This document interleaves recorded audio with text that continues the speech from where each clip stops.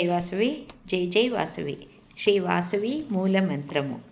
ఓం హ్రీం శ్రీం క్లీం ఐం గ్లౌం వం వాసవి కన్యకే మహ్యం సర్వసౌభాగ్యం దేహి దేహి స్వాహా.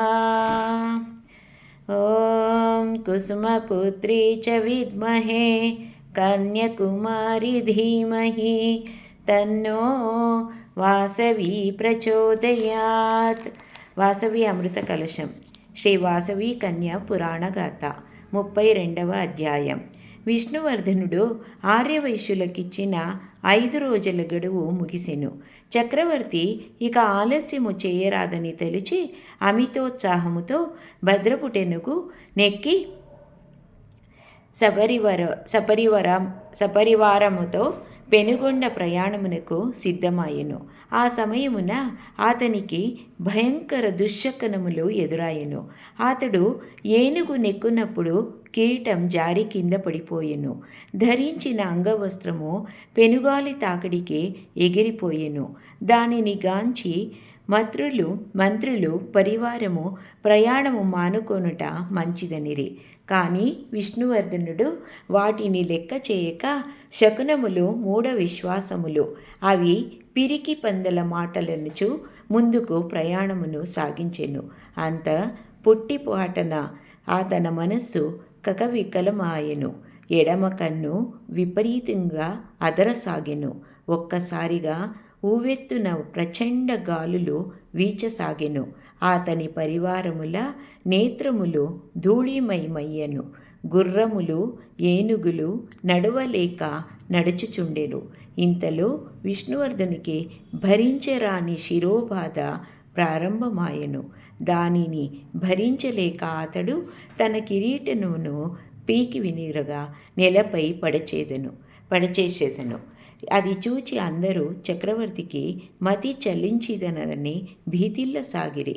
అంతలో పెనుగొండ నుండి 2 భటులు వచ్చి, ప్రభు, శ్రీ వాసవి కన్య తన తల్లిదండ్రులతో పాటు 102 గోత్రాల ఆర్యవైశ్యుల దంపతులతో అగ్నికుండ ప్రవేశమును గావించినదని విన్నపిందిరి. 2. విష్ణువర్ధనుని శిరస్సు 1000 పక్కలగుట. ఆ వార్త వినగానే, హే హతవిధి, నా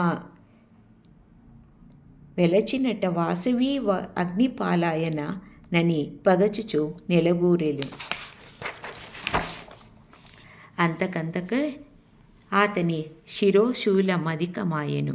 దానిని భరించలేక నలనిగాక గొల్లున కేకలు పెట్టసాగెను. శరీరమునంతటా మంటలు పుట్టగా దానిని తాళజాలక తాను ధరించిన రాజదుస్తులను లాంఛనములను చింపుచు పిచ్చివాణి వలె ఏనుగుపై నుంచి దూకి పరుగులు దేసెను. ఆ సమయమున ప్రళయ భీకారకరమైన ప్రజ్వలించు నేత్రములతో నిశితాయుధములతో మెడలో కపాలమాగులతో వికటాట్టహాసము చేయుచు మహాశక్తి భీకరముగా చచ్చర పెడుగులా గర్జించుచు శూలము త్రిప్పుము అతని పైకి దూకెను. దానిని చూచి విష్ణువర్ధనుడు గడగడనక సాగెను. ఆ శక్తి గర్జనలకు మహానిశిత శూలము ధాటికి విష్ణువర్ధనుడు అచేతనుడు కాగా అతని శిరస్సు 1000 పక్కలైనెత్తుటి దారలతో అతి ఘోరముగా నెలవరాలెను. ఆ అతి భీకరమున దృశ్యమును చూచి విష్ణువర్ధనుని పరివారము హాహాకారములు చేయుచు నలదిక్కులకు పరుగులు తీసెను. ఆ విధముగా శ్రీ వాసవి కన్యకాంబ ఆదిపరాశక్తి అవతారమును దాల్చి కామాంధుడైన విష్ణువర్ధనుని సంహారము గావించి భూలోకమున శ్రీ వాసవి కన్య పరమేశ్వరిగా ఆర్యవైశ్యుల ఇలవేల్పుగా పూజలందుకొనుచున్నది.